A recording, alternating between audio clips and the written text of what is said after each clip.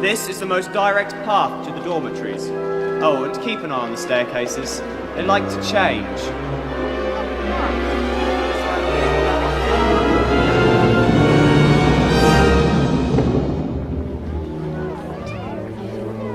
Keep up, please, and follow me. Quickly now, come on. Come on. Yes, that picture's moving. Look at that one, Harry. I think it counts as you. Oh, look. Who's that girl? Welcome to Hogwarts.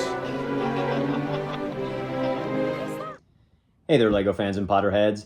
I'm the lawyer in the LEGO shed, and this is the 13th in a series of videos that I'll be making this year as I build my way through the magical world of LEGO Harry Potter.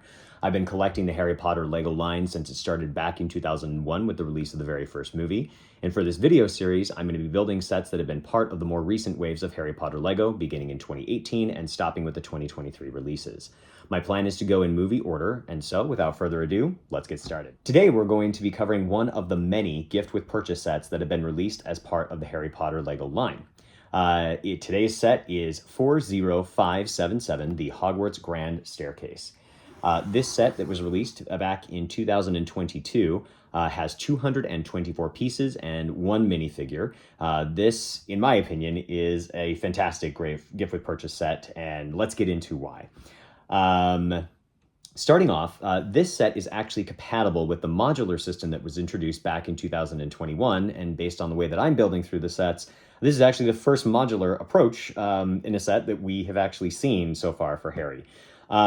So keep that in mind, that it's, kind of blocky for that reason, that it's meant to incorporate into that much larger system there.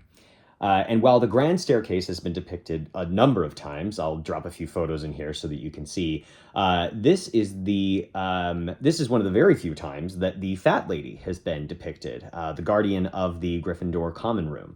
The first time that she appeared was in 4709 as part of the large-scale Hogwarts Express that they released with the very first movie.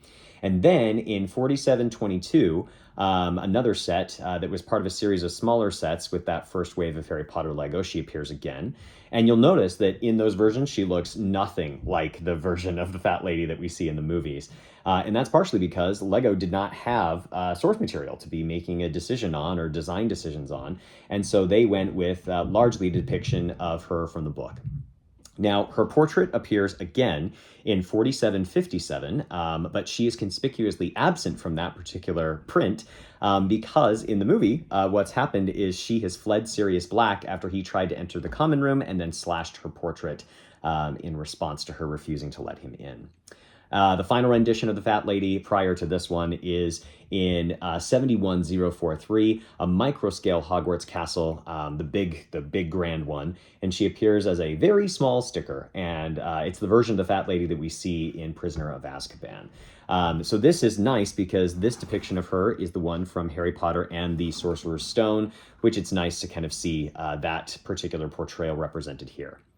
What I loved about this set was the portraits. I think they did a fantastic job of making the space feel really full, not only in this full-scale picture down here that goes on an arched piece, stickers along the side too, but in the use of these reddish-brown tiles and other pieces that they've gone ahead and put folks on. I just think it ends up looking really good and nice and full. Gives a little bit of texture and dimension too to have those other portraits hanging there. Another component that I thought was really, really wonderful was this movement of the staircase. Such a simple effect and an easy one to just kind of incorporate for them, but I think it works really well, especially with the way in which the staircases move when we see them in the movies. But I think the real hero here is just how incredibly detailed all of those individual stickers are, especially that one of the Fat Lady. Just really, really wonderful. Things that I didn't love, and I'll talk a little bit more about this when we get into a substantial modular set for the 2021-2023 wave, but I really wish this set could have been more easily expanded upon. You can see it's kind of just a singular corner, but it would have been great if we could have then put a sister set here to kind of make it bigger so that it can be a more grand staircase. I plan to do this already, but I can tell that it's going to be a little bit of work. So much like the rest of the modular system that they've got, I wish that this one would have been a little more easily expandable. But aside from that, there's really not a lot that I didn't love. Let's talk about our minifigure. We only have one, and it's Hermione here. She looks wonderful with her new hairpiece that's been part of the new wave here and her updated Gryffindor uniform.